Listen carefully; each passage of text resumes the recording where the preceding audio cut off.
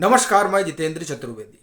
अरविंद केजरीवाल के पैरों के नीचे की जमीन अमित शाह ने खिसका दी और जो कसर बाकी रह गई थी वो सुप्रीम कोर्ट ने पूरी कर दी।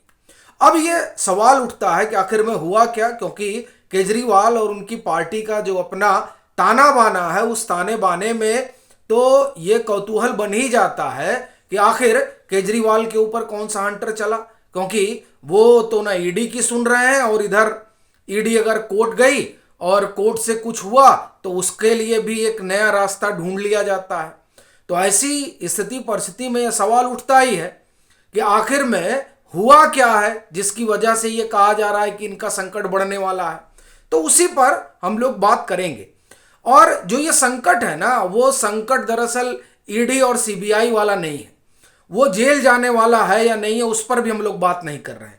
यहां संकट उस जमीन का है जिसे बचाने के लिए अरविंद केजरीवाल जद्दोजहद कर रहे हैं, और उस जद्दोजहद में जो परसेप्शन है वो सबसे बड़ा आप ये कहें कि खेल होता है, और दरअसल उसी पर चोट कर दी है अमित शाह ने। तो पहले इस पर बात करते हैं, फिर सुप्रीम कोर्ट वाले मसले पर आते हैं, जो कि वहां से जो परसेप्शन बन रहा है वो भी अरविंद केजरीवाल के राजनीतिक भविष्य के लिहाज से तो ठीक नहीं कहा जा सकता। और अगर फौरी तौर पर आप देखें तो लोकसभा का चुनाव सामने है और उसमें वो कुछ हासिल कर ले, इसके लिए एड़ी से चोटी का जोर लगाए हुए हैं। वो अभी दिल्ली में उन्होंने अभियान की शुरुआत की, पंजाब भी चले गए। इस बीच होता क्या है कि एक कार्यक्रम होता है दिल्ली में। उस कार्यक्रम में अमित शाह ने वो पूरी कुंडली खोल कर रख दी जो अरविंद केजरीवाल से जुड़ी हुई है। उन्होंने दो बातें बड़ी संजीदगी से उकेरी। उन्होंने कहा कि दिल्ली में दो सरकार है, एक वो है जो वादा करती है उस पर काम ही नहीं करती, और दूसरी वो है जो कहती है वो करती है। यानी एक तरफ नरेंद्र मोदी है और दूसरी तरफ अरविंद केजरीवाल है। और फिर अमित शाह ने गिनाना शुरू कर दिया कि अन्ना आंदोलन से इन्होंने शुरुआत की और कहा कि हम राजनीति में आएंगे ही नहीं, चले आए राजनीति में, बना ली पार्टी, बन गए मुख्यमंत्री। लड़ाई इन्होंने लड़ी थी भ्रष्टाचार के खिलाफ, लेकिन अब पूरी सरकार जो है उसी में आकंठ डूब गई है, आरोप वही है। फिर किसके खिलाफ लड़े? कांग्रेस के भ्रष्टाचार के खिलाफ लड़े। अब उसी कांग्रेस के साथ जो है वो गलबहियां कर रहे हैं और इस कोशिश में लगे हुए हैं कि किस तरह से 2024 में दिल्ली में कुछ सीटें हासिल कर ली जाए। और वो यही नहीं रुके, वो आगे बढ़ते हैं और कहते हैं कि जिस भ्रष्टाचार के खिलाफ अरविंद केजरीवाल ने बिगुल फूंका था, अब उनकी सरकार और मंत्री उसी भ्रष्टाचार की जद में है, आरोपों से घिरे हुए हैं। बताइए, शिक्षा मंत्री जो है वो शराब घोटाले में फंस जाते हैं, ये हाल है। और जो स्वास्थ्य मंत्री हैं वो हवाला में फंस जाते हैं। और फिर आगे बढ़िए, जिसको पढ़ाने लिखाने का जिम्मा का मंत्रालय मिला, यानी मनीष सिसोदिया, वो शराब के साथ साथ क्लासरूम घोटाला भी आ जाता है। और ये बताते हैं कि हम आधी आबादी को लेकर बड़े संवेदनशील हैं, और फिर पैनिक बटन निकल कर आ जाता है।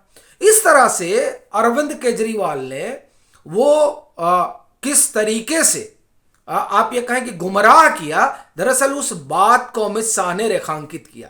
और जाहिर सी बात है, चुनाव 2024 का है, तो उस लिहाज से तो अब वो तमाम चीजें खुलकर सामने आएंगी ही जिस पर अभी तक पर्दा पड़ा हुआ था। कहना अपना यह है कि चुनाव में सबकी कुंडली खुलती है, तो अरविंद केजरीवाल की कैसे बची रहती? अमित शाह ने वो पूरा खोल दिया और संकेतों में यह बता दिया कि एनजीओ से और यहां तक का जो सफर है, उस सफर में कितने पड़ाव हैं और उस पड़ाव में कितनी हेरा फेरी। यानी जो पार्टी भ्रष्टाचार विरोधी आंदोलन से उपजी, वो पार्टी उसी में फंस गई। पहली लड़ाई तो यही हार गए अरविंद केजरीवाल, परसेप्शन की, कि हम ईमानदारी का पर्याय हैं। और अमित शाह ने बता दिया कि ना साहब, ये ईमानदारी का पर्याय तो नहीं हो सकते, बाकी और चाहे जिसका पर्याय हो जाए। और फिर लोकपाल को लेकर आंदोलन था। अब इनके लोकपाल कहां है किसी को मालूम ही नहीं है।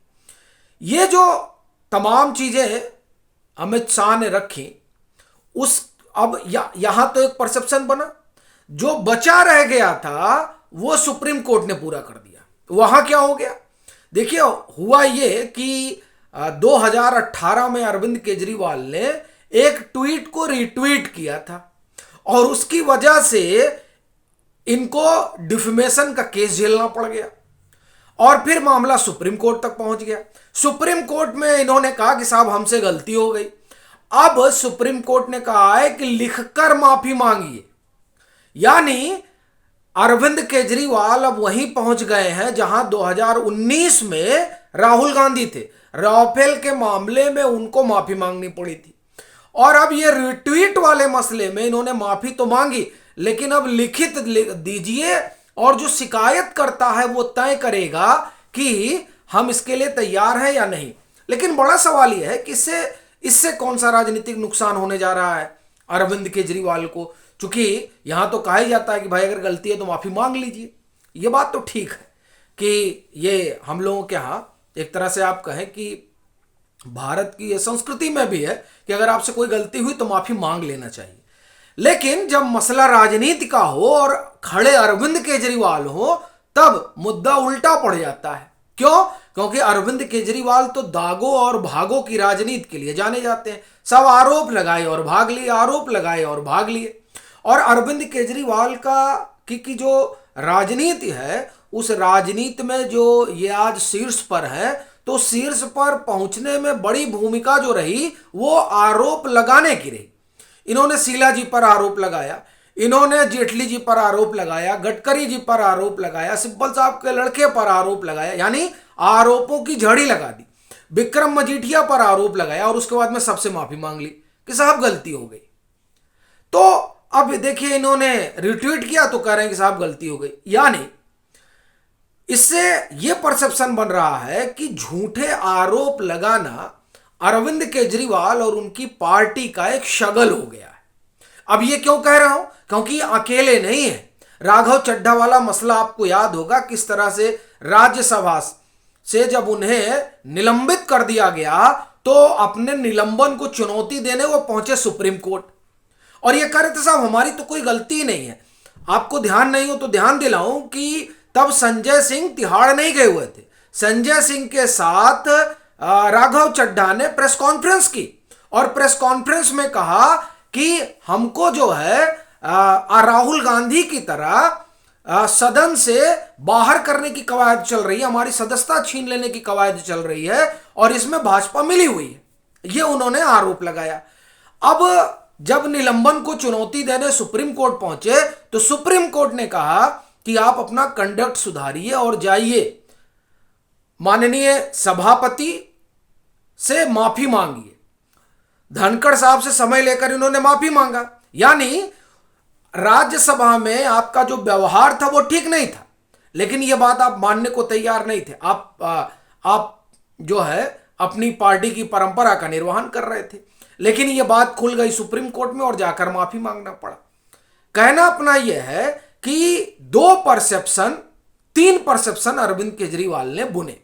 पहला कि ये ईमानदार है, दूसरा कि साहब हम आप जो है गांधी जी के अनुयायी हैं यानी सही बोलते हैं, और तीसरा नैतिकता की पराकाष्ठा। खैर नैतिकता की पराकाष्ठा की पोल तो अमित शाह ने खोल दी जब उन्होंने शीश महल की चर्चा की, तो समझ में आ गया कि आपकी नैतिकता कहां है। और जिस वीआईपी कल्चर की आप दुहाई देते थे अब उसी में घिरे हुए हैं, तो वह स्तंभ भी गिर गया। सही तो भूल ही जाइए, क्योंकि ये सारे उदाहरण है माफी मांगने वाले, तो ये भी खत्म हो गया। और ईमानदारी का जो दावा है उस पर तो बट्टा ही लगा हुआ है। और उसकी जीती जागती मिसाल यह है कि 2 मंत्री और 1 सांसद तिहाड़ में है, और दिक्कत यह है कि किसी को जमानत नहीं मिल रही है। ना शिक्षा कम शराब मंत्री जो पूर्व हैं उनको मिल रही है, ना सांसद महोदय को मिल रही है, और ना जो इनके पूर्व स्वास्थ्य मंत्री रहे उनको मिल रही, वो तो हेल्थ ग्राउंड पे बाहर है। तो इस तरह से अगर आप देखें तो जिस राजनीति को अरविंद केजरीवाल ने शुरू किया 3 पायों पर, ईमानदारी, सच्चाई और वीआईपी कल्चर के खिलाफ, वो तीनों ही ध्वस्त हो गए हैं। इसलिए अरविंद केजरीवाल की सांस अटक गई है। और ये काम जो है वो अमित शाह ने अपने एक भाषण में कर दिया। बाकी आपकी अपनी क्या राय है जरूर साझा करें। मतांतर से नहीं जुड़े हैं तो जुड़ें, वीडियो को लाइक करें और खूब शेयर करें।